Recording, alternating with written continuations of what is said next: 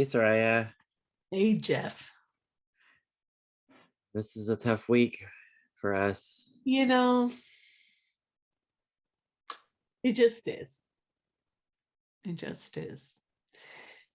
You want to let our listeners know what happened? Yeah, so we received notification this week that Howie Pyro passed, and we knew he was going through some stuff and he was struggling, and he had a liver transplant, and then COVID hit, and we knew he was struggling, and but we also knew that Howie is a fighter, right? Whew. And we had hope, and our support was definitely behind him, and we were hoping he was going to pull through, and I think he pulled through much longer than people were giving him credit for. But yeah, this week we found out that he passed on to the next realm. And we decided to switch up what we were planning to do, and instead of doing a new episode, we decided that we would repost our episode where we got to spend some time with Howie. I've got great memories of that day, Soraya. It's not a day where I should be smiling, but when I think back on that time that we had with him, and him walking around with his handheld camera, and even stuff that we didn't post on the episode where he was walking us through his house and showing so much of his goodies, that part just makes me smile. But that was many years ago when Howie and Jeff McDonald of Red Kross came and they helped us learn more about Bill Bartel in episode 99. That was so quite a while ago, Soraya, but we thought it would be appropriate to reshare that episode, and just as a reminder and a tribute to Howie. Oh, yeah. And one of the things you're all going to remember about this episode is what a great storyteller and what a wealth of information Howie is. And it was really a pleasure and an honor to have him on the podcast, just sharing his stories. And I remember when we hung up, Jeff said, Soraya, we need to have him back to talk about different things. Yeah, more of himself, and rather than all the stories he had about Bill. Right. Yeah. A storied life, and a man who did so much and is really, as you're all probably aware, really appreciated. Yeah. If you look through his social media and just all the tributes, it's all well deserved. I'll just say that. 100%. And a good guy. And he fought valiantly. And Jeff and I really appreciate him and appreciate his spirit. And we just thought the best thing would be to share the episode with you all. Yeah, absolutely. As a tribute to Howie. And yeah, like I said, I can only smile when I think back and I look at this, because it was such a great time and it was really an honor. So this is our tribute to Howie, and may your spirit live on forever, Howie. 100%. Here's episode 99. Howie Pyro, Jeff McDonald talking about Bill Bartel. Here we go.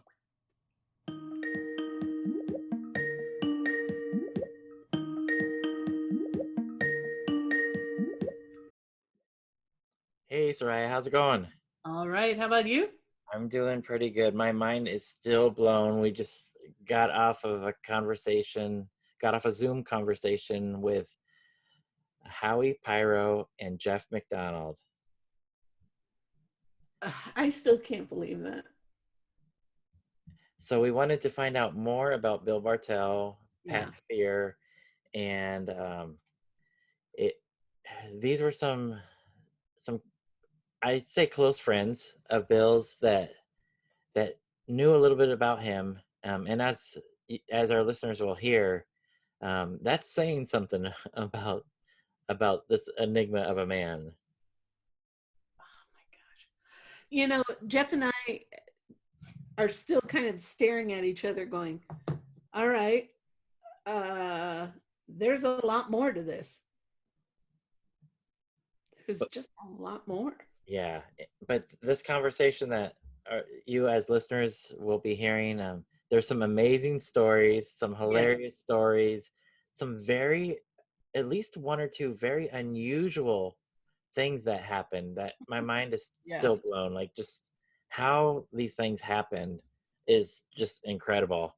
And unfortunately, it looked like the first minute or two of the conversation didn't get recorded.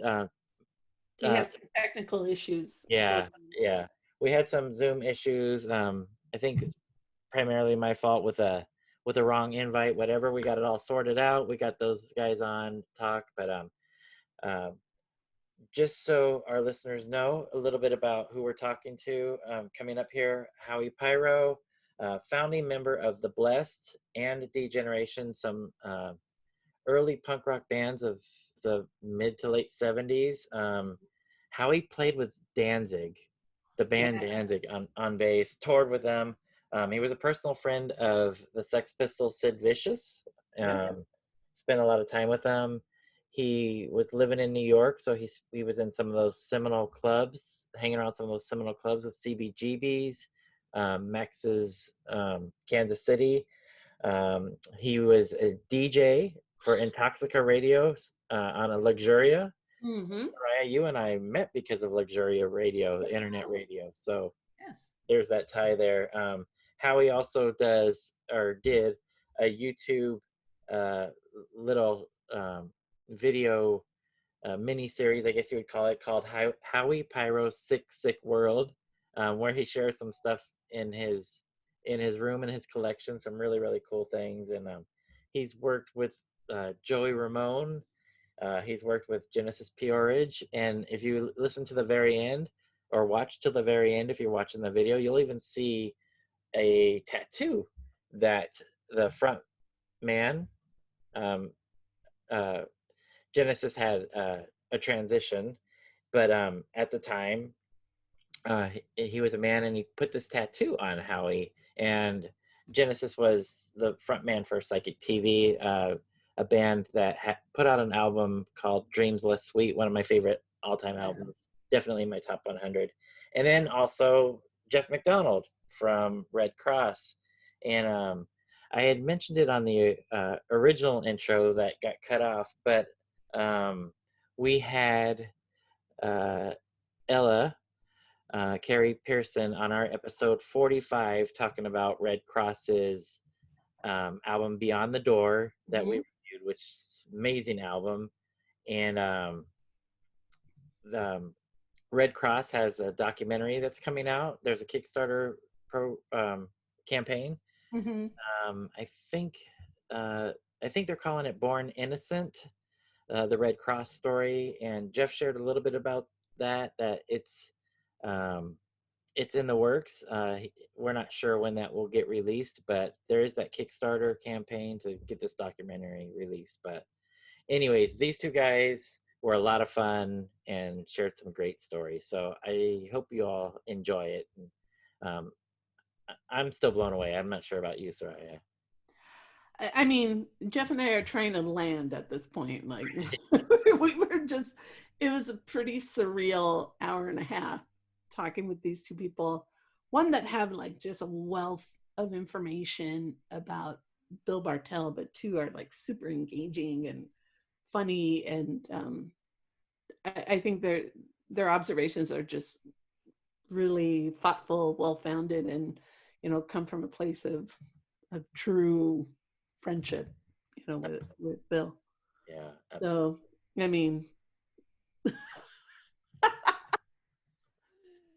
you know, Howie gave us, I think, the best piece of advice at the very beginning, which you'll hear. He says, anytime you hear a band's title of a band's album, take that title, type it in Google, find out what it's really about. Yes. And yeah, so I'm still thinking about that. Yeah. A lot of titles I gotta put through the Google. Right. But you're gonna enjoy this episode and hear a lot of stories, and we hope you enjoyed as much as we did. Yes, let's get started. Sounds good.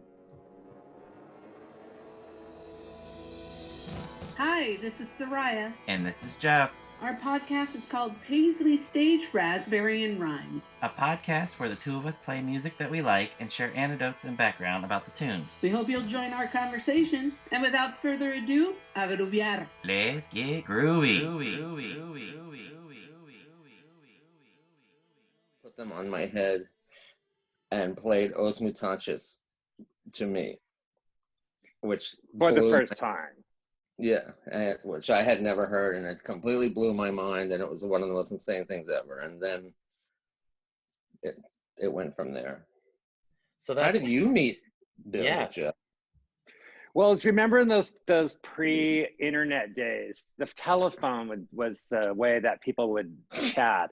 And I guess Bill got our phone number, or my parents' phone number, from someone. You just start calling. We had so many, like, punk rock and Kiss in common. So, but like Howie said, it was just these insane phone bills. I mean, I lived in Hawthorne, California, and he was in Moreno Valley, which is San Bernardino, Riverside area. And, you know, it's only an hour away, but my phone bills would be like $150 a month. My parents would go ballistic. And it was just ridiculous. But we talked on the phone all the time, and that's how we kind of, you know. And then Bill took us to, me and my friends, to Kiss's Creatures of the Night record release party at the Zoetrope Studios. What? Yes. And it was like this, I guess Kiss was really scraping bottom at the time, and they had set up their stage set for the Creatures of the Night tour, and they were doing a press conference, but they only had, like, you know, all the press was fake because they didn't want anyone asking them any hard questions. It was very kind of Trumpian in that sense. And Sounds familiar. Yeah, but Bill was pretending to be a press officer, asking them why records like Unmasked have been out of print, and just kind of blowing the lid off a lot of their mythology, and they were getting shifty and really uncomfortable. And it was just, you know, it was weird. It was just, I'd never seen anyone be so confrontational to someone that they loved so much. But he was humiliating Kiss in itself on is stage. Bill's MO right there. Yeah, totally humiliating them on stage, and they got out of there very quickly.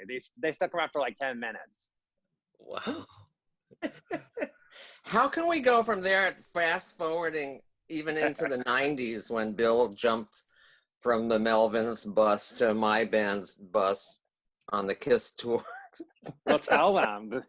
Well, I know, but everything in between, it's too much. Well, it should be like a Quentin Tarantino movie, like non-linear, like Pulp Fiction, just run all over, back and forth. Right. We're here for it.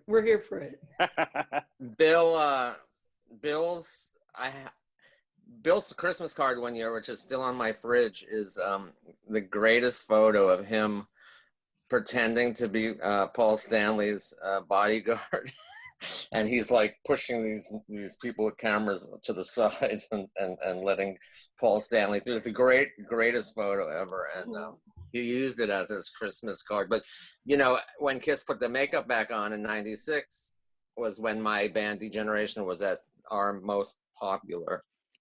And we got more, luckily or unluckily for us, we got kicked off the tour the first day of the tour.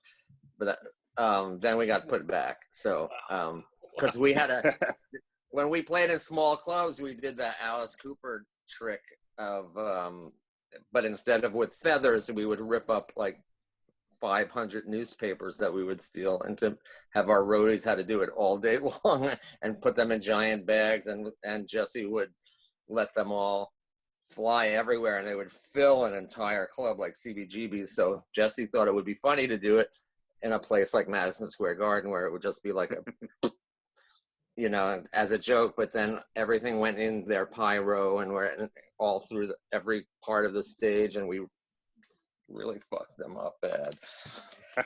So, but we had more dates than anyone else. So we were following the Melvins. So of course, Bill is best friends with the Melvins, and he invited himself on their tour bus for the entire 10 days or whatever that they were playing with Kiss. And we happened to be following them. So Bill was like, this is going to be genius. Like you could see gears just running through his head and his sweaty cowboy hat head. And he literally got off their bus and ran on our bus and couldn't wait to show his face to Gene and Paul at this next sound check. To torture them. Yeah, where he claimed, he went in and he claimed that Gene referred to Paul as her to the soundmen when they were doing sound check, which I always liked. I can somehow. Well, I'm not. Oh, I'm sorry. Go ahead. I said I could totally imagine that happening. Well, I remember Sean Lennon came to one of the shows that Bill was at, and Sean didn't know that Bill already had been around Kiss, and he tried to introduce Paul to Bill, and Paul was like, Bill Bartel, that tired thing, something like that, along those lines. Woo! That is hilarious.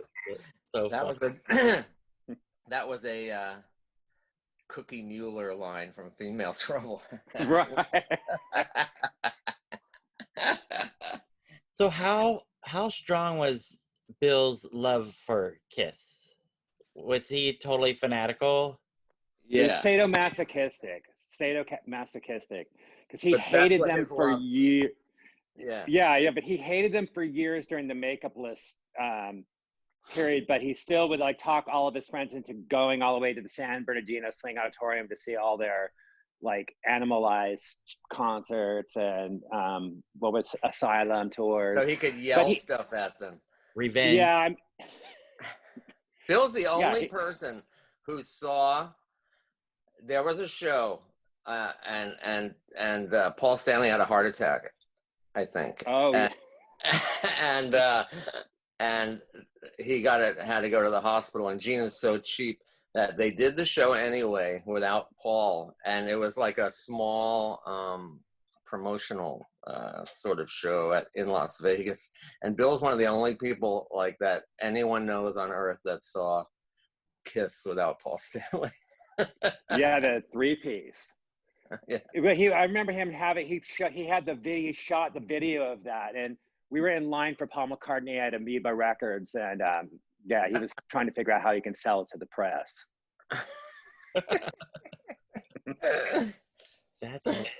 I didn't even know that show happened without Paul. Yeah, Paul had I don't know, was it a heart attack or an extreme heart murmur situation? Something happened, an emergency, and he was in the hospital. Wow. They didn't cancel. Yeah, Power they Trio. couldn't cancel because of the money. Power Trio. Like Rush without the Right. R or the U or the S or the H. Well, there's one S. Just one S, yeah. You know what that stood for. Shit. Is this going to be like the Bill Grundy show now? Well, you know what's weird? That makes me think of torturing Paul Stanley. I personally never, I would just be a horrified observer in these situations.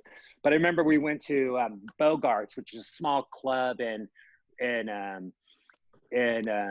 Long Beach, California, and we and Paul Stanley's solo was playing, and of course,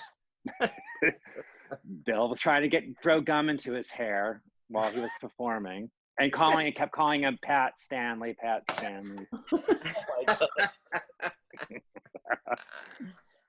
I was digging horrified, around, but said nothing. What?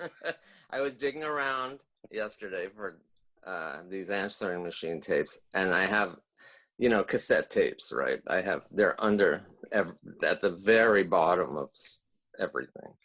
And for you guys and anyone in the world who doesn't know, I probably have like 30,000 records and so much stuff. there was a little one of those cassette boxes, and I opened it up, and it's Bill's inside, a picture of him on the top of the inside of the box, and it just says "ha," but it must have said chariot, but it just happens that it says "ha" from chariot underneath, and then I was like, oh my God, he's From beyond he's showing the his door. face, yeah, way beyond the door, and and I found these cassettes that are insane of Bill trying out for public image. What? Well, What that's period just public one of image them. was this? Huh? Pill and Bill, it says. Bill, Bill. Oh my God. Yeah, one of them is called, and he had a band called Cahuenga that also made a movie. I think maybe before Love Dolls, which I have the only copy of. That was like a Native American tale of the Morongo Valley native tribe, right? Merino. Marina. Morongo is a different tribe. Morongo is the actual That's the gambling casino. Yeah. place. Yeah. This tape says more annoying stuff from Bill in his handwriting. And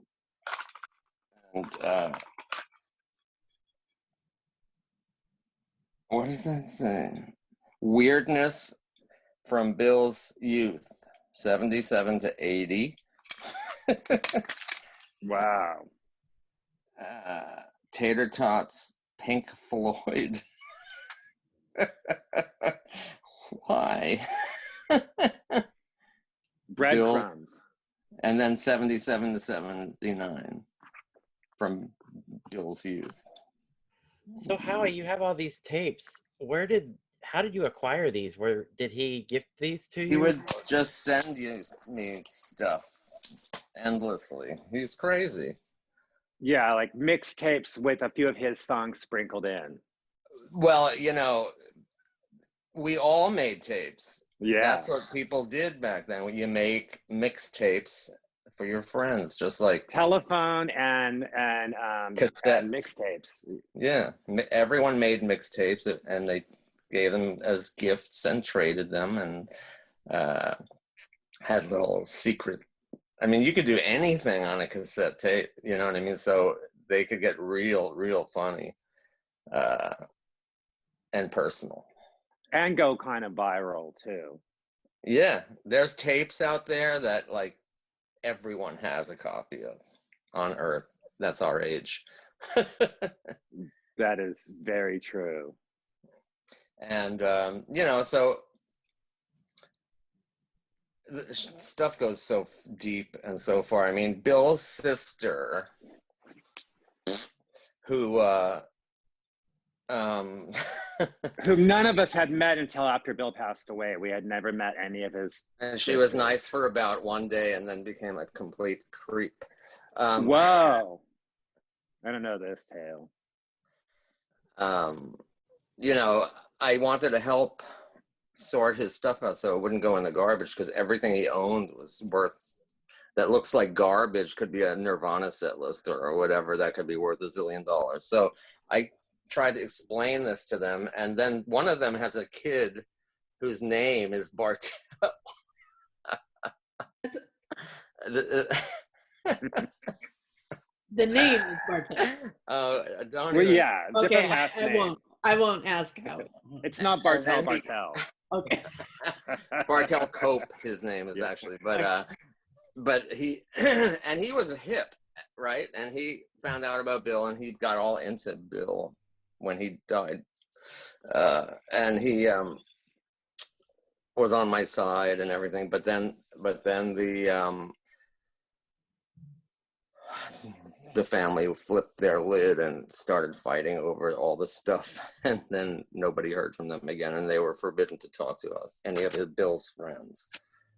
And Bill had my laptop, so I just wanted my laptop back, because his broke, and I loaned him one. but God only knows. Anyway, sensitive. But his sister bought a weird record. She was an exchange student in Brazil in 1967. And she came home from Brazil with this Os Mutantes record, which people usually call Os Mutantes. But yeah.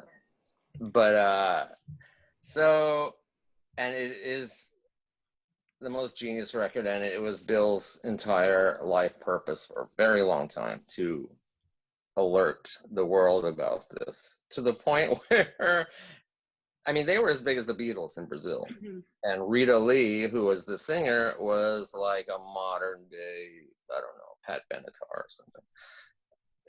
At that time in the 80s, she was like the biggest star still. So, I mean, Bill's little tape putting on people's heads led all the way over years of time to Brazil, to their reunion, which they have said in their own words, you know, like it's all because of Bill. And stuff like, I got them, you know, they played at his memorial. It's insane, you know, how crazy that is, and how much they know they owe to him, which only Bill could do. I have messages, answering machine messages from Bill in Brazil in their rehearsal room, going like, oh yeah, you know, like, and of course, then I played it for some guy who knew Mr. Know-It-All, I'll call him, and he released it because it was the only thing he had never heard of in his whole life, supposedly. And I begged him, and he thanked me, and he didn't thank Bill, and it was so horrible. But that was the first release in America on other music, and then, you know, David Byrne found out about it, and he released it, and blah blah blah. It got huge, and they played. Bill took me on stage with him when they played at the Hollywood Bowl, opening for the Flaming Lips, and it was just, this thing went so far. And you know, they were genius. It was illegal to play music in Brazil in the 60s at that time. You'd get arrested, and they built, you couldn't buy a guitar, you couldn't buy anything, and they built everything just by listening to records by the Beatles and the Stones and whoever, and they you know, the sound on the Os Mutantes guitar, you know, like Sergio built the guitar, and we looked inside, he showed us how it works. It breaks every single night. He still uses it, but he has to fix it every day, and it's got a sewing bobbin inside the guitar that makes a tremolo. Like, that's how he figured out how to go you know, like on the Bot Macumba. And you know, just crazy stuff, you know, like they're all the effects, all the stuff is built by hand, just genius. And there's so much with that, it's just endless. But Bill had the power, you know. He dropped that same Walkman on everyone from Thurston Moore to, you know, I'm sure Jeff heard it first because yeah. Well, I remember that record eventually got to the point where Kurt Cobain was name checking them in Brazil. Yeah, it's on YouTube. If you go on Yeah. YouTube, you can see the interview with Kurt going, I have a friend named Bill. He has a mustache. And he draws a picture of Bill, and he holds it up. And he goes, and I want to find, and then he goes, Sergio Baptista and Rita Lee, and he says all their names like he's announcing it or something. He goes, Os Mutantes, I want to see them play, you know, like, and all of this stuff just snowballed into, you know, changing. Their first gig, there was 1 million people there. Wow. The first Nirvana gig. No, the first Os Mutantes reunion show. Oh my God. It was during I don't know what festival, but it was like, you know, there was literally like 1 million people there. And that's Bill This in is Moreno Valley. this is the thing that I think Jeff and I, we reflect on, because so many people that we've had on our podcast have talked about Bill Bartel, the impact of Bill Bartel, or these moments of contact, you know, like putting on the Walkman headset and boom, here, this is something that you're gonna love, and don't worry about it. It's, how does he, you know, you said this is him in essence. How does he get people to do it and to share in that vision? Because like Tater Tots for me was that moment where, wait, he just said, let's just go on, no rehearsal, Beetle Fest. Let's go. You know? That was great. That's probably and, one of the greatest things that ever happened in the history. Yeah, and it's also, there's a prankster mentality that all of us, the little friend group, shared. It was just kind of like, who can outdo the next guy? And Bill getting, where did he find Jimmy McNichol to be in that? I don't know. I mean, someone always knows someone, you know. Or like Jimmy McNichol might have been at Beetle Fest and Bill just wrangled him up and got him on stage. But I mean, yeah, Bill, that kind of stuff was not, it was a lot of spontaneous eruptions happening. Yeah, like Bill on Tuesday planting Yoko Ono heads in Nikki Sixx's front yard in the middle of the night and putting signs up all over that neighborhood that there's a yard sale. All in the name of like that. There was a picture of Yoko from the Grapefruit record, which was kind of the logo for Tater Tots. Yeah, so yeah, they had made these like popsicle stick masks out of them. Yeah, and they planted like 1,000 of them in Nikki Sixx's front yard into the ground. So it's performance art, you know. It's prankster pop culture. I can't wait to tell Nikki Sixx that story one day. If you're gonna torture someone, you might as well just like have a fake garage sale. That's harmless. Yeah, that's so great. What would be his motivation in these? Is he just having a good time? What do you think? Performance art. Cause confusion within performance art. Yeah, and yeah, just prankster performance art, one-upsmanship. I think in a way it's a lot of misguided. I know I suffered from it too. A lot of misdirected creative energy being used for evil instead of good. We all should have been making records and making films, but instead we were calling Courtney Love and Nikki Sixx. But you know, yeah, but it's a continuation of the fascination of teenagerhood, which in most cases I would say keeps you young, but I guess not in Bill's case. But you know, it's a endless juvenile delinquent mode, but it's also, you know, showing people who think they have power who's in charge. Bill is challenging their power. Yeah, I saw that, Jeff. What was that? Smoke coming out of your face. It must be cold where Jeff lives. It is. It's freezing cold here. Freezing. So I had a question for Jeff. This isn't the original cover, but this album, Teen Babes from Monsanto, from the Red Monsanto. Monsanto, right? Monsanto. Right. So Monsanto. Originally released on Gasatanka Records, right? Is that correct? Right. Bill's label. So yeah, we did that. Yeah, that I don't know if that was maybe his second record that he put out on Gasatanka, but yeah, we wanted to do a self-release record that no one would put a record out by us. No one, not like Frontier wouldn't put records out, none of the local labels. So we just did it with Bill, figured it would just be fun. And at the time, no one had done, I mean, the only people who'd ever done tribute records were like David Bowie and Laura Nero. And so it was kind of an original idea at the time. And yeah, it was just fun times. But it also led people like us to you. Yeah, forget. well, I think that the That point of a record traveled like the most Mutantes. Yeah, you thing. find like-minded people through like your taste in music, and so yeah, it was about sending special messages out to people that you didn't know yet.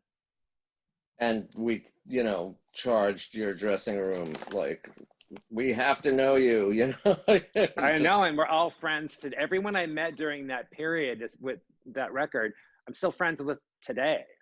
And that was what, 40 years ago? It was 84, I think. I'm bad with that, but it was either recorded in 84 and released in 85. I think it was 84. Yeah, it's listed as a 84 release date. Right. But so, that's how you did it then. I mean, like we were talking about Os Mutantes tapes. So that became viral, and then sending out secret coded messages out to, potential friends through your records. And, we had to be so creative in those days to communicate and find people, that were like-minded. But there's also, and then after he had a little success with Os Mutantes, which was never enough for Bill, he discovered Shonen Knife, which was another sort of. He put them on the map too. Yeah. Yeah, it was a big, revelation to experience that. I turned him on to Shonen Knife, but he did all of the work. I just sat back and watched, and and firmly got those guys established. I mean, they still tour the world today and much beloved. Yeah, and it's all because of Bill.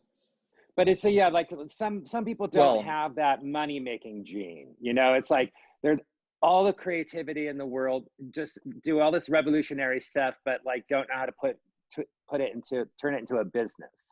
Which, I don't fault him because I suffer from the same thing, but it's, just another personality trait. Except for they thought they were a pop group and Bill thought they were this absurd, bizarre thing that he, just was like, what are they? They were in on their own bizarrety. You saw those original videos. I guess so, but they were trying to be quirky in 60s, but I don't think they realized how that at first people laughed, right, which is fine, you know what I mean. Yeah. And then people went, oh, wait a minute, this is really good. And yeah, they took the ball and went with it. But remember they used to say, and then they hated Bill and never talked to him again. Yeah, but because they were stolen from him, from a guy whose claim to fame that he was in the Quick for 5 minutes. Oh. Which I had not been able to confirm, even though I know members of the Quick, even though I'm an honorary member of the Quick. But I digress. No, but the thing that was funny about Shonen Knife is, so after I contacted them after I saw this video compilation of theirs, and they came out on a vacation, and then Bill kind of became their manager automatically, and we put them on stage with us at the Roxy. But they would always say, no, Shonen Knife is only hobby. It's only hobby. So,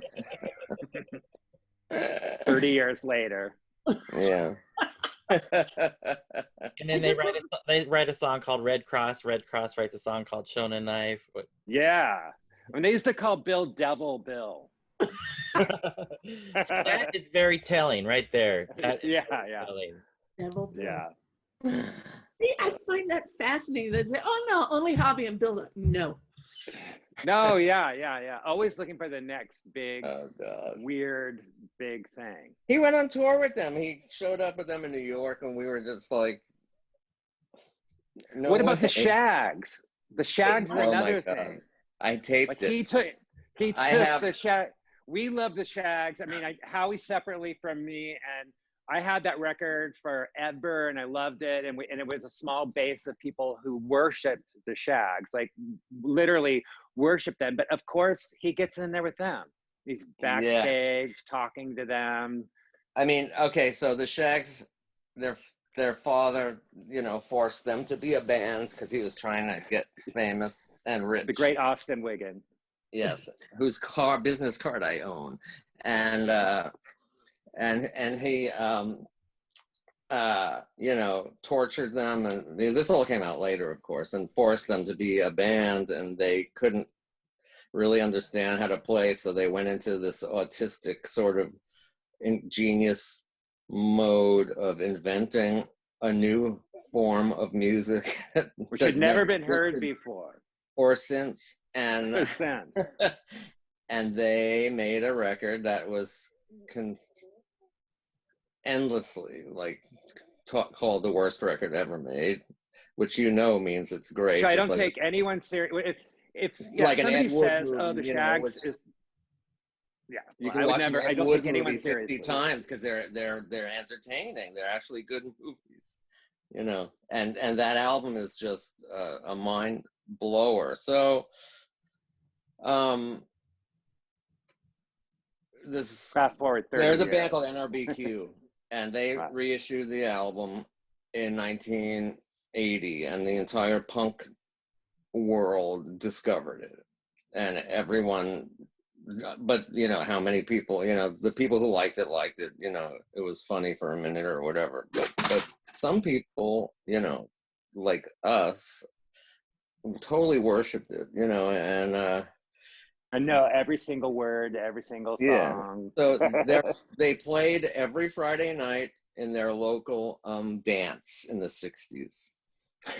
And kids stood there and threw garbage at them. And in Rhode Island. No, in New Hampshire, maybe. Oh, right, New Hampshire. Or up there. And they were tortured by their father. They were tortured by all the kids. They were tortured by everyone. And the father died. And they put their stuff away, and they never played again after 1970 or something. So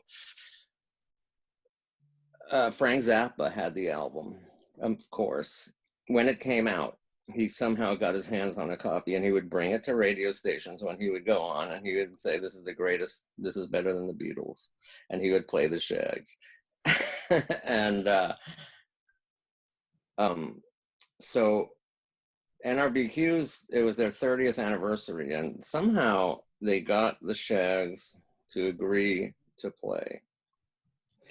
And so Bill, who somehow, for someone who didn't have any money, always had the funds to just about go anywhere on earth at the drop of a dime. And he would say, "Sky Miles." But what, I don't know what that's code for, but but Bill, he came and he stayed over, and we went to see the Shags, which was one of the most craziest days of my life ever. And I have pictures of Bill and the Shags, and they went on first, and there was almost no one there. It was terrible. But they opened for Sun Ra. Wow. I recorded all of this, right? Because these are the idols of NRBQ, this band that's been around forever. And so I taped the show on this amazing recorder I have, and it's a really great tape. And I also taped the Shags and their mother watching Sun Ra. Which was, their mother was still alive. Yeah, I didn't get to go to that show. Oh wow. And then I had a I had a partial foot tattoo on my foot, sort of, that I had gotten hand poked on by my friend who passed away, and it was so painful, I just told him to stop. So I had a half of an outline of foot, and I explained to Dot Wiggin what it was. And I had her draw the rest of it on. Oops. And I don't even know where it is. And let's see. And there it is. I can't make this happen. Show and tell with Howie Pyro. Right? My pal Foot. And there's the foot. Hey now. Woo! So and I have pictures, and Bill is screaming. He's almost crying, like he's just standing in the middle of a dance floor there. He's the only person, no one's near him, and he's just like holding his head and practically crying. It was just so amazing, and it really was amazing. And of course Don Bowles was there. He was the only other, person we knew, and then miraculously, who played? Oh, and the Monks played the week later, and it was the first time they played in America, and they broke up in 1967 or whatever. And somehow Bill went home and came back, and was there for that too, which is probably the second most important. Well, yeah, him like flying to gigs all the time was insane. Because I remember him telling me that when the Plastic Ono band did reunion shows like several years back, he went to Oklahoma City and ran into Sean on the street, and Sean invited them back to his mom's hotel room, and his mom bought everyone French fries and snacks. That's so nice. And I was like, oh, I told Bill, I go, wow, Bill, you've made it. Like, you actually hung out in a hotel room with Yoko Ono. That's it. You've done everything you came here to achieve. He's like, yeah, that's true. And then he died. And then he died like a year later. Oh my God. He really is the punk rock Zelig, just appearing in all these places where you would never imagine. Like, well, the thing about Zelig, though, Zelig kind of was a ghostly figure. Bill would get on your last nerve. Like he would get in there with people and make you like drive you insane. Like it was just like, Bill craved interaction. Yeah, negative or positive. Like all of his friends had gone through long periods of time not speaking to him because of including us gossip. Right? But yeah, I mean, but he did. We think all of us, our close friends, we think about him all the time. I realized this is how weird Bill is. And I say this from my heart, I really do, and I'm sure Jeff remembers. But I went to speak after going through all of this stuff, and after dealing with all of this, and helping put together this whole massive memorials and all these things. And at the actual memorial, the small one in the Club Nila in Northeast LA, Nila. I got on stage to say something like everyone was doing, and I cracked. I couldn't speak. I started crying my eyes out. I couldn't even, every time I started a word, I kept trying to talk, and I kept trying to talk, and I kept trying to talk, and I couldn't. And the grief was a kind of grief. I mean, I've lost my parents. I've lost, the love of my life. I've lost a million people, but I don't know what. But I realized on stage at his memorial that he was my best friend, which is a very weird thing. Like, usually who your best friends are, what I mean? Like, but I, it just hit me so really hard, how important he was, and how much I cared for him, and I hated him so much. That's what I was gonna say. I relate to that so totally. But yeah, but it's the best friend that you would go months without speaking to because they pissed you off so much. Yeah. Or like he changed at the end. Yeah. But yeah. But let's get into the mystery of Bill. Please. I've not cracked that one. I'm sorry. No, but I mean, just me and you, we were going to hire a private detective. Do you remember this? Oh my God. Okay, I'm intrigued. because we desperately needed to know where he went. Well, yeah, because he would compartmentalize. He would only tell some of our friends about certain aspects of his life and completely keep other people in the dark, and then share certain other things with other people. So no one really knew. We were all so confused. So, I mean, we, you know, to have. But then there was stuff he never told any of us. Yeah, yeah. But I mean, here's this person, like, he's like hanging, like when the cops are right against punk rockers, he's hanging out with the police.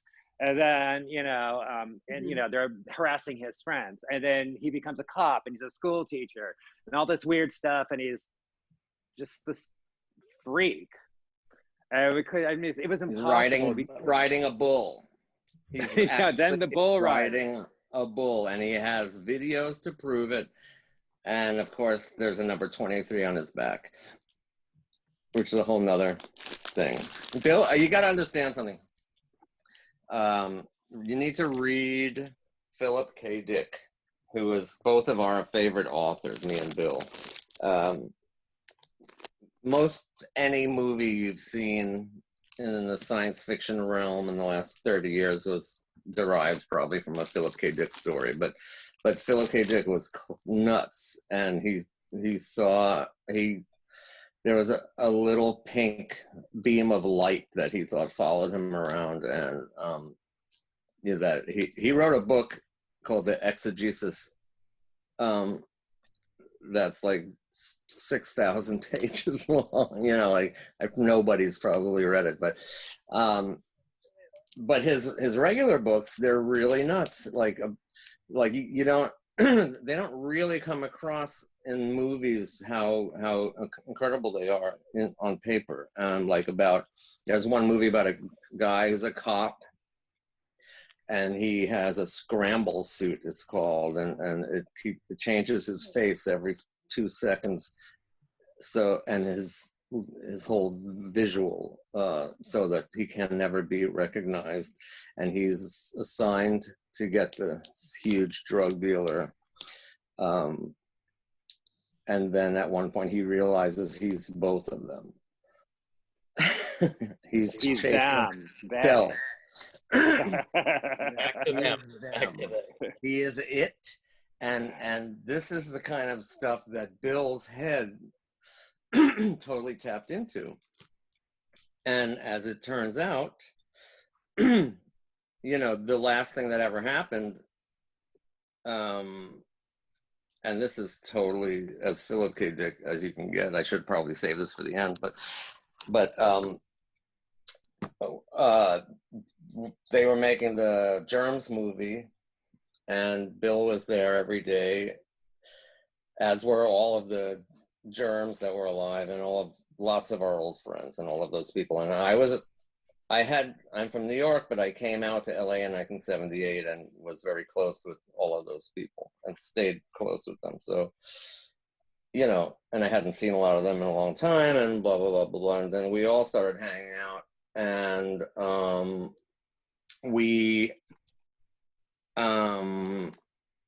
I wound up being the fashion police for the movie, so that it would be in line with the year that it was being filmed. So, you know, they'd line everyone up, and I'd go down the line, and I'd be like, piercing out, you know, exploited jacket out, you know, like, you know, blah, blah, blah, you know, these things didn't exist yet, sorry buddy, out, you know, like, and I would kick out the people. They hated me. And the last day I was at that time I was taking people out from a rehab, and you know, they can go out on a day pass with someone that the rehab trusts or whatever, and I would take people out and, you know, go to a movie or take them somewhere crazy if they were cool, you know. So there was a kid I was taking out from a rehab who was like the youngest, like a genius recording engineer, and we stayed friends after. So I was really good friends with him, and he worked with Kiss. He worked with all these people. And I had two friends named Justin, and Bill dubbed them. There was the good Justin and the bad Justin. And This was the good Justin. And the good Justin got out of the rehab, and we stayed friends, and we started doing at that time mashups. This was like in the early 2000s. And because my brain is so full of music, I started creating these insane like collisions of music, and he would make them happen. I would just tell him. So I brought him with me on the last filming day, and Bill was like, never met him before. So Bill was totally being cool and really nice to him. And Bill dressed him up in Bill's teenage outfit that he wore for the Decline movie, in the orange shirt. You know, it's very famous. You can see it in the Decline of Western Civilization when the germs are playing, and Bill draws on his face, Darby's face, and blah, blah, blah, blah. And that whole thing is recreated. So Bill dressed my friend Justin like Bill as a teenager in the exact real clothes that Bill wore. And then Bill now was in a police uniform. And at one point in the movie, Bill, the police officer, arrests Bill, the teenager. And I'm standing there like I fully understand what's going on here. So Justin, in the midst of life in general, went awry and disappeared, and he died on the same day as Bill. What? Whoa. And he only met Bill that one time, but the day before he died, he made his, and you can still see it, he made his profile picture on Facebook, the picture of him getting arrested by Bill, which stands forever as a bizarre, like, to me, a lot of witchery. there's so much in this. There's so much in this that I could do an interview just, what happened? Sorry. I could do an interview. Oh. Okay, there you are. I can do an interview just about that one thing for probably hours on end, like, and the all the depths of the weirdness of it all. But yeah, so to me, Yeah, that's so one of the weirdest. Yeah, so it goes deeper than just it's more witchy than ghostly. That's what I would say his existence was. Yes. Much more. So, but you know, oh, go ahead. Go on. I was just gonna say, what about Bill, like, as a performer? So we haven't even talked about White Flag, right? So and White Flag. He had to hold that one up. That is the most disturbing picture. What? Amazing. Bill is Melanie. Yeah. That's when Melanie and Kim weren't talking anymore. Of course, Bill wanted to get them. Yeah, he thought that them. would make them friends. Oh God. I mean, it was Kim and Melanie weren't speaking at the time, briefly. Bill was speaking to everyone. But in this particular picture, Bill is Melanie, right? Yeah, he's Melanie in that picture. That was just at the time when Kim and Melanie weren't speaking. Understood. But Bill So was he friends figured- with both so- of them. So he's trying to get them Bill both. decided of them he'd be Melanie, and he would make them speak through him. So then again, there you have the them pronoun. I think it's better them than they, because they means something in particular, but them is just a collection of people that, like you're talking about the face scrambler. Yeah, I've never known anyone in my life who can compartmentalize their existence to so many little cubes ever in my life. And I knew Bill probably longer than any person I've known so far. And like I said, there's still big, giant pieces missing. And the live performance thing was, Bill as a live performer, it was, I don't know.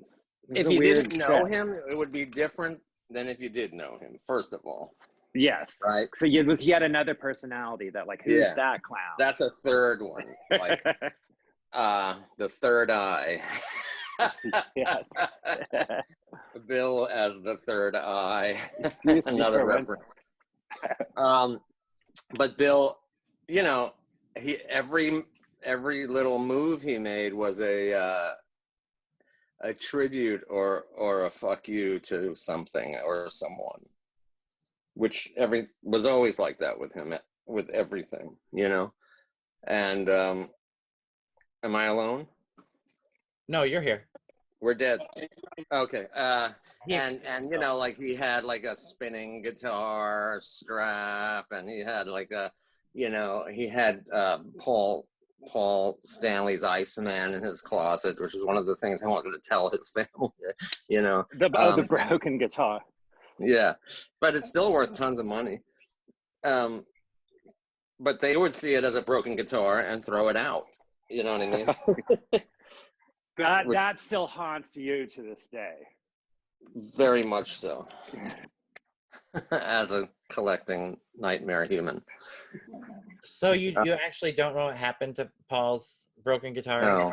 It's still Bill all had a few of ties them. were cut. Because Bill went to so many Kiss shows, and he got bodies, guitar necks from many different shows. He had a couple of complete guitars made from various bodies and necks. Another them. them guitar. Them guitars. The only guitar I have of Paul's is this one right here. So it's Oh wow!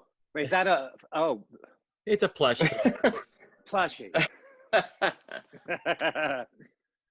So I would much rather have the one that's probably still sitting in Bill's closet if it didn't get thrown in a dumpster. And God, Oh, there's Well, no you more. know- Bill's closet is wide open now. Yeah, who knows? And there's all of that. You know, Bill told me that he wound up posing for a Christmas card for Tom of Finland himself. I heard that too, but I never saw anything. But if you really look at Bill, like teenage Bill, like his profile or his face, he has that exact Tom of Finland face. He doesn't have the body. Yeah, he definitely manufactured that look. That was like, he was the first like Tom of Finland kid to be hanging out at Black Flag shows. He would just baffle people with that image, the leather image.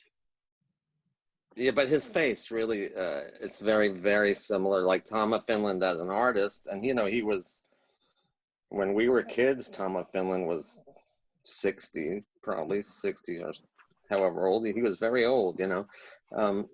He'd been doing that since the 40s. So by the 80s, he was, you know, probably 60 years old. How old we are now? I am now. And ouch. And you know, it's got to be true. And I know someone at the Tom of Finland Foundation, and I'm going to go take a look, try and figure this one out. Yeah, that's unsolved. They have everything there. And oh man, Lord only knows, but there's a lot of that weird, you know, like the Trump cop on the white flag page, you know.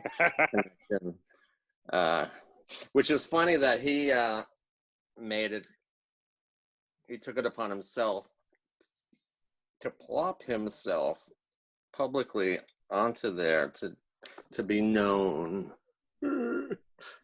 That guy, you know. That wasn't like a private message. That was a message to the world. So you're referring to a post that's on the white flag page? Yeah. I told you about former sergeant. Yeah, I mean, that guy's scary. You don't know him, Howie. He could be great. We talked about how scary he was. Well, if he's not scary, then he wants to give off scary vibe. Yeah. Well, I know that Bill hated Trump more than anything. Even before he died, before the Trump era, he hated. I guess it was during the birther movement that we would go on long rants about Trump. Well, you know, he was in New York enough. Yeah, he was in New York enough to know, like anyone who's from New York hates Trump because he's a shit, just as a landlord and as a New York face, no one ever liked him, you know what I mean? So that, the fact, Bill is part of that mentality because he was in New York so much, you couldn't avoid it in the newspapers and wherever. He was just How can you be such a hyper liberal and be a cop in like an extremely conservative town? That's what they do. There you go. That's just like more mystery. Yeah, he definitely seems like a mystery to me for sure. And how you were mentioning how everything or a lot of stuff that Bill did maybe had cultural connections, right? Or connections to different things. And it made me think of the Tater Tots record. Right. So, I mean, you look at this Linda. That was, the Tater Tots were put together basically to kind of hold Linda and Yoko up to like to the level that they should be recognized. Like we all worship both Linda McCartney and Yoko tremendously. But mainly Yoko. But Linda too, because when I saw Paul McCartney, that's another Bill Bartel thing. When we saw Paul McCartney play at Amoeba Records, and of course Bill was shouting out. He's shouting out, "Cook of the House," which is an obscure Linda song. But of course, he did that Linda. Just to upset Paul. He didn't do that because he loved Linda. No, he loved Linda. But no, Paul gave him, the total thumbs up. Yeah, right. So that was weird. He knows how to get rid of them.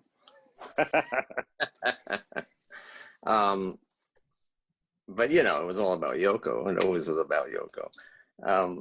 And Tuesday is another person. Oh my God, where is she? She exists. I get little things from her, but I always forget her real name, so I never know. She is so crazy. Morgan. But with some weird Italian long, like Di Silvestrioni or something. But I still have. She once sent me a box of Jell-O in the mail with my address on the outside of the box, not wrapped up or anything, just a box of Jell-O. With stamps on it. Yeah, on the Jell-O box. Oh my God. So was she a friend of Bill's? Yeah. She's a friend of all of us. Yeah. She's the face Yoko planter. But she's also the person who was Yoko in the Tater Tots with the paper mask. Mainly. Yeah, she performed as Yoko as well. Yeah.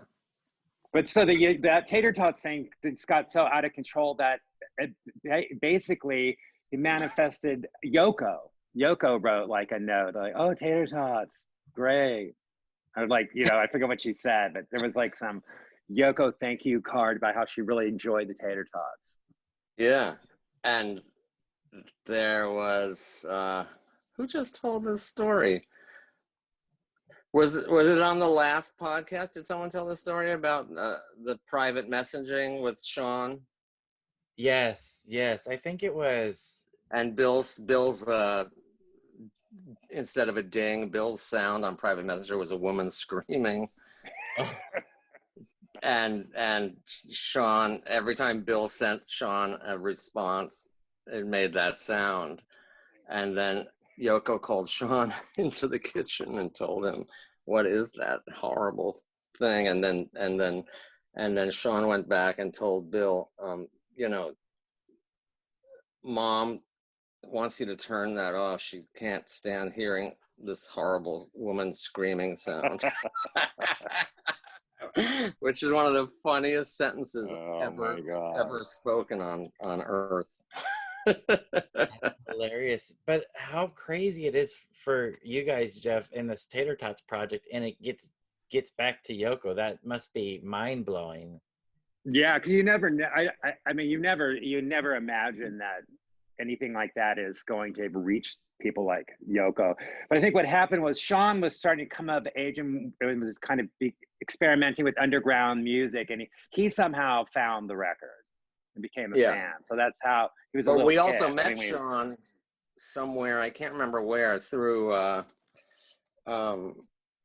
was it around the Germs movie with what's her name was in the movie, and Bijou. Yeah, Bijou. So I think that was the connection. Right. And then we met Sean. I was with Bill when he met him. It's just like, oh my God. But Sean always remembered. Yeah, Sean liked him. You know, and he remembered me. Like, he has a good memory. So, but Yoko did like it, and she did get it. Yeah. But see, these are the Bill milestones. Bill made milestones that were impossible to achieve, and then he achieved them, and then he had to beat them, and that was his life. Yeah, kind of like an alcoholic. One drink is never enough. And 1,000 Yokos is too many on Nikki Sixx's lawn. It sounds to me like, not to be existential, but it sounds to me like please. Bill had this energy about him or something that made things happen, or very manic, like a mania. Like if something got in there, it was an obsession that did not leave at all until, like Howie had said, until all these little milestones were achieved. But he also, but literal manic, like he would, you know, he stuttered, and not because he stuttered because he couldn't speak fast enough for his mind to pump out the thoughts. Like, his mouth couldn't keep up with his head. His head was going so fast. I don't know if they put him on Ritalin or something, you know, like, or, you know, Bill, in all of this, Bill never ever drank or took any drug ever until at the end, his whole life. Yeah, I mean, all of his friends were going through their dark junkie period, and like, and he was like straight as clean as a whistle. Yeah, and a cop. That part of me, well, both of and those. a stalker. It was all just organic to who he was. There was he was just very, very smart, very kind of born into the wrong family, into the wrong town, I think, you know. I mean, he was like a Dookie Howser. I think he graduated from college when he was 16 or 15 or something insane like that. Just really bright, but nowhere to put it until, you know, he met other freaks. But he would also let all the freak friends do the more dangerous fun. And he'd live vicariously through them. Well, so he wouldn't have to be crazy. Not to say that we're smart, but, you know, a lot of our friends weren't smart enough for Bill. I didn't get his thing, you know what I mean? They just saw the annoying gene. So me and Jeff and others, most of the people that you are speaking to are the people who did get that stuff, and that's why they got it so involved, you know. It's just like but, you know, Bill was almost veering towards the other people so he could just shred them and make fun of them without them knowing it, and then laugh at them without them knowing it, except they kind of had a feeling they were being had, but they had no idea what the fuck he was talking about because they just couldn't put it together. Which is the best way to make fun of people, you know what I mean? Just hint that you're making fun of them and then just go on and on and on and leave them in the dust, you know, of stupidity. But it sounds like he would make fun of people that he admired. Yeah, well, very I'm much not so. talking. I'm talking. That's how he got in there with them a lot of times. Like people like Kiss and Gene Simmons. Like he knew so much minute detail about Gene Simmons that if he was ever to cross him in a social situation, he would just blow his mind with just dropping weird, feeding his ego, tidbits. But I'm not talking about there's as far as they go, there's different, again, segments. There's the famous people that he was trying to annoy, but I was talking about friends before, which is a whole nother thing. I mean, he tried to annoy everybody, that's for sure, and did annoy everybody. But he but yeah, he's a full-on, I mean, I don't know you would call him bipolar, but you would definitely say definitely manic. Definitely, yeah, who would have fits of total mania and drag you down with it, because you'd wonder, why have I talked to Bill for 2 days in a row until dawn on the telephone? It's like absurd that you just kind of get pulled into this nonsense. Yeah, and he also drank at least a gallon of Diet Coke a day, which is what a lot of us think may have killed him. For real. Honestly? Yeah. Yeah, some people think giant, like 2 of those biggest bottles. Oh, the liter bottles? The 2 liter. 2 liter bottles. Yeah. Wow. So do you guys feel like you really knew Bill? No, not high. Only in the last year or two did he, with me at least, let down a lot of the curtains, and I found out, certain things they're boring. So he had his heart broken. Yeah. Big deal. So did everybody. But for him, it was the only time it ever happened. And he didn't feel like it was pertinent enough to share that kind of information because it wasn't funny or interesting. And, but he kept all the pain inside, which is also very unhealthy, Yeah, and you couldn't even drag it. Even if you suspected it, you couldn't really drag it out of him. Most of us. No, until I think he knew he was going, and he started to tell out of nowhere, because I surely gave up asking, but he started to tell me all this stuff, which I wish I could remember. A lot of it. Oh my God. I did remember some of it, but I'm really bad with stuff like that. The main thing to me is that he actually opened up to you, Howie. That's, to me, that is something that it says a lot about who he was, because he was this person that you guys interacted with in all these strange, with all for these decades, right? And then at the tail end of his life, there was this period of time when he wanted you to know. Yeah. Well, I think Dave Martin said something similar, and I know that he also did that with Jeff a bit. Yeah, I mean, he would open like certain aspects of his life to certain people he felt he was comfortable with whatever that bit of, like how he said, nonsense was. I mean, it was just like the things that bothered him were not big, huge deals. His actual crazy life was way more intense than what his secret existence was, whatever that was. Maybe.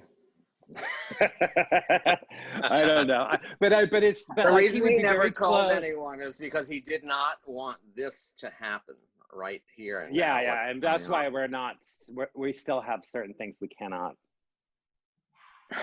I totally respect that. Yeah, I totally. Okay, thank you. This was his Pat's biggest fear was was this conversation in public. He's wanted people to talk about him no matter what, at any cost. But except for except for this subject right now, the secret subject. What subject?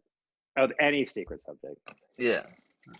And what did the private. Mark, you want to call his documentary? I think he said The Secret Lives of Bill Bartel. If he would ever make what he did was secret. Yeah, that's why the Darby Crash connection. But there's so much more. So is there anything that happened in your guys' life that will always be the one thing that you remember about Bill? Or the one Oh, for me, it was like seeing him in action at the Kiss.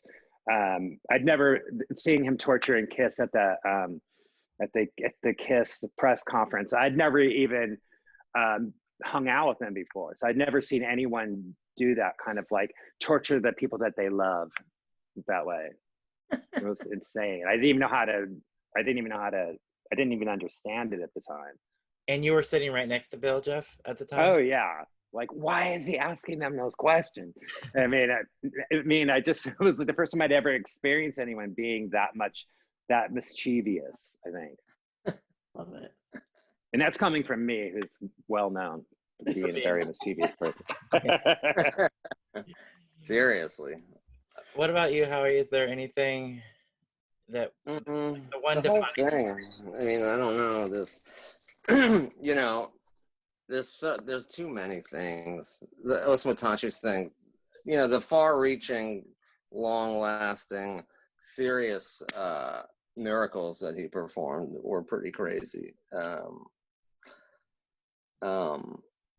And probably after I'm listening, so many of the messages on my answering machine tapes seem to be from him that I'm gonna probably remember a lot more in the Oh yeah, you have to go through those. But you know, not to be a bummer, but that last thing of that kid and the fact that they died on the same day is the most mind-numbingly and the weird role reversal, bizarro, Inside Out, back in time, Inside Out, forward in time, yeah. But like, also my childhood friend, the drummer of my first band, died that day. So I was DJing the night before at the Ace Hotel, and everyone was dying, one after the other. And I can't, who was the one who called? Was it EFH? Who called, who got a hold of who's the one who found out that Bill passed away? I did. You did. Yeah. But now I don't even remember. I called a couple of people. I don't remember how I even found out. Well, there was a what would you call this, Jeff? Like a group of people by that point that would search for Bill when he disappeared. Oh yeah, for a couple of days. Things started happening where like he would claim that he fell in his driveway and his face is like smashed in and he's in the hospital. And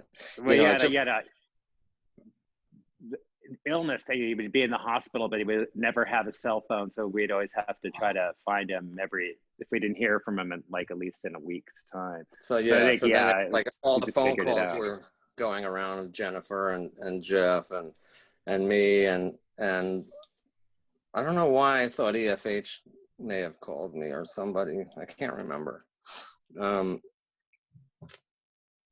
But it was like one, you know who EFH is? I don't know who that Jeffrey. is. Okay, it's Eric from Hull. That's hilarious. I'm sure Bill made that up. I think he did. Yeah.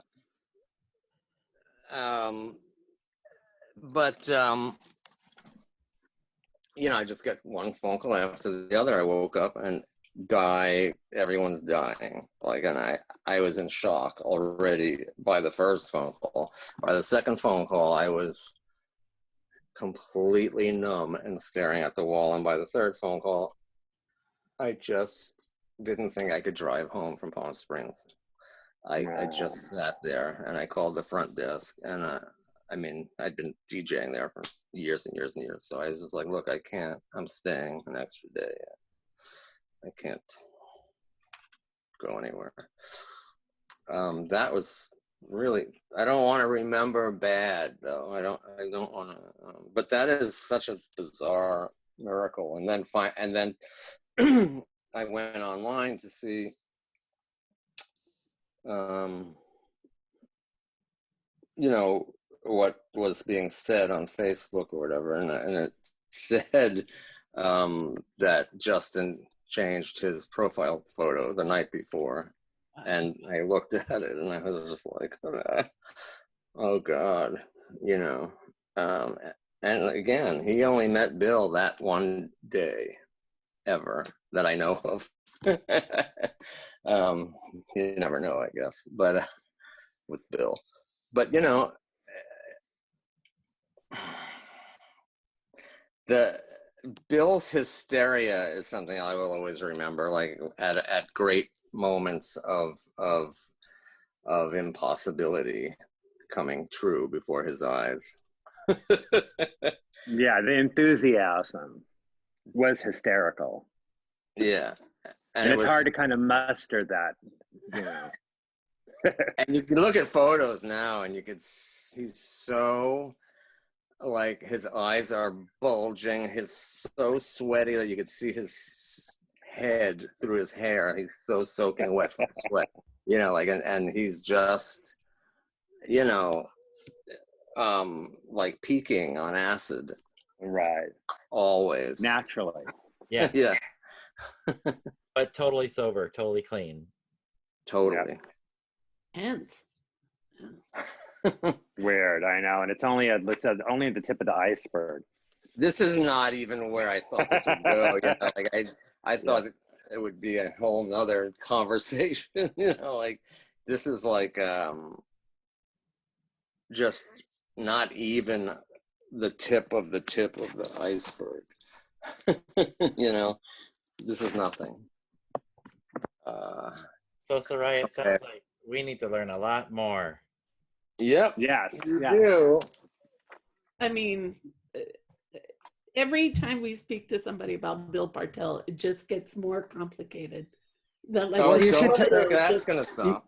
Find the people did the police, like other people that he worked with at the police force. That's one area that could be very interesting to explore. Yeah, and I'm close. I live in the Inland Empire, so that's There you go. it's not far for me to take a drive up to Banning, over to Banning. Right, the Banning Beaumont. Yeah, exactly. Ooh. Please. Wow, What do you wow. guys That what's that? What's It's the picture? a real photo of Bill Oh. and the police force. Yeah, I just saw that for the first time. That is insane. See, that looks like a Halloween picture, but it's actually It was. It was like It's cops in the donut shop, Jeff. What else do you want? And that was can I by turn- Yum Yum Donuts. yeah, how can I flip the picture around? Oh, there. Okay, hang on. This is my refrigerator. Oh, the Christmas.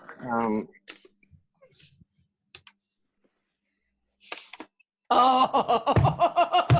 Oh yeah, that's a great shot. It's all It's chest. so weird It's that what's underneath it is so strange. You are under arrest. wow. Oh my God. But just look at Yeah, Look at so this photo. I mean, I Everything see it. about it is wrong.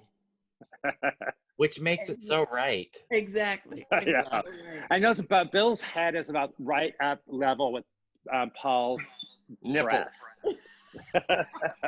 He's ready to drink from the fountain of Kiss. kiss. Couple at the breast. Yes. Breastises. There you go. God. You guys, I have got like 2% more battery on Okay. my phone. So if I just drop out, that's what's happening with me. Well, So we wanted to let you go. Thank you guys for spending so much time with us. Again, how long was this? almost an hour and a half. Oh my God, that's what my phone, I'm like thinking this battery's dying quickly. Okay, Yeah. makes sense. But Well, good luck, and definitely go check out the Banning Beaumont police station. Let us know if what you find out. That'll be very interesting. I'm totally gonna do that. I'm totally Yes. Right on. Can you tell by the Well, photo which station it is or whatever, by a patch on their arm or something? Banning. I Yeah. think it was Banning police. Banning Beaumont. It's a, Yeah. hyphen. I'm not sure. Yeah, they're both connected right there. Yeah. Yeah. But listen, Okay, guys, I'm Thank gonna you. go. It was so great to hang out Thank with you. Bye. Oh, Bye. Thank you so much. I'll talk to you thank later. you. Bye. Bye. All right, Howie. Thank you for making this happen. Thank you for all your stories. With I like it. Wait, hold Did on. that come There out you go. backwards? No, it Was came that out. backwards? It came out perfect. No sense. Oh, okay. wait, let me see. I want to see that. When I see it, it's backwards. Yeah, but we see it fine. I love it. Nice. And Howie, please know that our door is open anytime you want to share more. I mean, you and Jeff gave us more information, but whew, literally knock on the door. I mean, I did not. I really thought that that was going to be a whole thing altogether. I thought it was going to be. That's what's so amazing about, why I insisted on pairing people up. Because, it creates a mixture that brings up stuff you would never think of on your own. Yeah, so that's one of the reasons why we like the panel idea, is friends bouncing things off of each other, whereas on a one-on-one, it's a little bit different, right? It's a totally different vibe. And it seems like with a panel situation, like friends spark ideas off of each other or memories. But then if there's too many, even with me and Jeff, there's two, if you have more than 2 or 3 people, then you won't hear anything and you'll lose half the stories, and everyone's jumping into everyone else's story because they also have something insane to say, and they're going to forget it if they don't scream it out at that moment. So you gotta really, as someone who's been doing this forever, you gotta keep it to a small amount of people so that their words can be heard. Howie, I don't know. One of these days, you're going to have to let us, or you're going to have to take us on a tour of some of your memorabilia and stuff, because that fridge alone had fun stuff, and I can only imagine 30,000 pieces of music and boxes with Bill and Hot. I mean, there's a lot of stuff. Forget that. That's nothing compared. This is the actual ashtray that Andy Warhol got the banana from. What? Yeah. I'm telling you, Howie's house is, oh my God. Yeah, there's, I mean, look at, whenever you want to do a little walk through, please let us know. look at that. Incredible. And then there's a record room, and Soraya, I totally recommend you check out Howie Pyro's Sick World on YouTube. There's a few episodes that are. Oh yeah, that was an experiment. So with Howie's got a collection of horror comics that you gotta check out. Not even, well, you can just watch it and see, but this just goes on and on and on forever and ever and ever. And then my interest was piqued when he talked about the Born Innocent poster he just got. But I don't know where it is. But I'm not even going to ask you. But that ashtray was pretty. Here's a room. Wow. Here is a room just chock full of nuts. Wow. Ooh, look at that. Dang. Low battery. Okay, then we're gonna let you get it back to it. I have so many Howie Pyro questions. I'm so intrigued. I have so many questions. Look at that. Another time, I think, Jeff. Yeah. My gosh. Yeah. So we wanted to focus today on Bill's life, Howie, but I want to know a lot about your life. I mean, I saw the pictures of you with Genesis Peorage, and that Dreams Less Sweet album that Psychic TV did, easily in my top 10, top 100 of all time. He did this himself. Oh, whoa. He did the And there's only 2 people he ever tattooed. It's hard to see right in this. Yeah. Oh, there you go. You Dang. can see his name and the little tree that he draws next to his name, and the psychic cross, which was perfect. And then and the 23 underneath. And then he asked if he could make purple and yellow lines coming out of the psychic cross, and then he ruined it. But I'll never change it though. So did he do the actual tattooing, or he drew on there and had it tattooed? The actual tattoo. Oh wow. And all the pictures are lost. One of 2. But I do have pictures of the later in that day of me and him. He was him still, holding was me and him up in a Polaroid, holding a Polaroid of the picture or whatever of me getting tattooed or something. Wow. But yeah, this is what I have to say. Yes, there you go. I don't think there's any more fitting end. How you're amazing. Thank you so much for all your time. Super generous. Okay. There's some stuff we can talk about later, but now that I'm losing battery, but I'll tell you later. There's a couple of things to let you know about, whatever. Perfect. I can't. And we'd love to have you back on to talk about your life, if you wouldn't mind coming back on and joining us just as a single guest. Sure. All right. Howie. Thank you. That earthquake that happened here seemed to have been centered in my house. And my whole front porch caved in, and a whole bunch of... I keep finding things all over the floor that have fallen. But I guess I'll see you on the Facebook message thingy. All right. For sure. Okay. All right. Thank you so much. Have a good one. Charge up your phone. Yeah. Have a good day. What do you think, Soraya? How come I feel the more we talk about Bill Bartel, the more we need to know? I was thinking we're gonna wrap this up. We're gonna know everything about Bill Bartel. Jeff said it. Jeff McDonald said it. He told he shared parts of his life with different people, but there was never one entire story. People knew pieces. And I think that's why it really becomes this kind of multi-layered thing.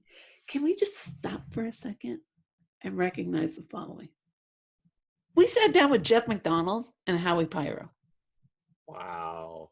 To talk about Bill Bartel. I mean, that's blown me away. Yeah, if you would have asked me if that would ever happen, I would have said no. Yeah. And I think I even said, "Oh, Jeff, this will never happen." And then, boom, Jeff McDonald and Howie Pyro just told me to my face, no, don't ever think you know what's happening, because we're going to go this way. But I found them to be really insightful and reflective about, first of all, that Bill was, what was the word they used? They used mania, he would kind of get plugged into one thing and boom, that was the focus. And man, the guy was dogged in his pursuit of the things that he loved. If it was Os Mutantes, if it was Shonen, if it was the Shags, it was like, boom, boom, boom, boom, boom, boom. Get it? Okay, next. Yoko Ono. Okay, boom. Hanging out with Yoko Ono eating French fries. What? It's just like, what? Yeah. Who does that? Bill Bartel. Or Bill Bartel, getting Jeff McDonald's folks number, calling the house and having multi-hour conversations about music and whatever with Jeff, and then taking him and his friends to go to a release for Kiss. Press release, right? You know, what was that? Creatures of the Night. Creatures of the Night. And then Bill Bartel, who's an ultimate Kiss fan, literally devouring the thing that he loves by yelling out non-softball questions. Yeah. I mean, that to me is just like, that's Bill Bartel. It's like, I love it so much, but hey, man, I want to know this, or I'm going to throw this at you and see how you react. And it seemed like when he got an idea, he went with it. When he got an idea, he went with it, riding the bull, being a cop, being a musician, looking for this, looking for that. And yet, what did Howie just tell us? That's the tip of the iceberg. We still don't know. Yeah. We can't wrap this up. I think it's going to be just a discussion that is just continued, you know? Yeah. TBA. So we're gonna have the Paisley Underground discussion here, and we're gonna have the Bill Bartel discussion here. So there you go. Wow. And look, and in 90 minutes, how much further did we get? We just added a few layers. yes, yeah. Pretty dang cool. But I like that we did add to our. Yes, I agree. Our understanding. Yeah. I agree. And they were both very, very generous with all their time. Look, we almost ate through both of their batteries Yeah. to get through this. So we can't thank Howie Pyro and Jeff McDonald enough. But yes, and thank you for Howie for making this happen. Amazing. Gente a rubiar. Groove on, Paisley people.